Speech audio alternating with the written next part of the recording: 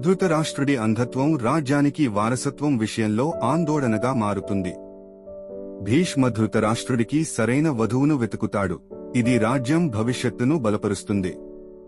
భీష్మ గాంధారి గురించి వింటాడు. ఆమె మంచి గుణాలు మరియు జ్ఞానం కలిగిన రాజకుమార్తె. భీష్మ గాంధారాకు ప్రయాణించి గాంధారి తండ్రి సుబలును కలుస్తాడు. భీష్మ ధృతరాష్ట్రుడి వివాహానికి గాంధారిని వివాహం చేసుకోవాలని ప్రతిపాదన చేస్తాడు. రెండు రాజ్యాల ప్రయోజనాలను వివరించడం. సుబలు ఈ ప్రతిపాదనను గాంధారితో చర్చించి ఆమె సంతోషంగా అంగీకరిస్తుంది. గాంధారి ధృతరాష్ట్రుడి అంధత్వాన్ని పంచుకోవడానికి తనను తాను ఖండరించడం నిర్ణయించుకుంది. వివాహం అంగరంగ వైభవంగా జరుపబడుతుంది.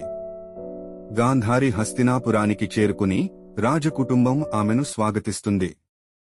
ధృతరాష్ట్రుడు మరియు గాంధారి వారి జీవితం ప్రారంభిస్తారు. గాంధారి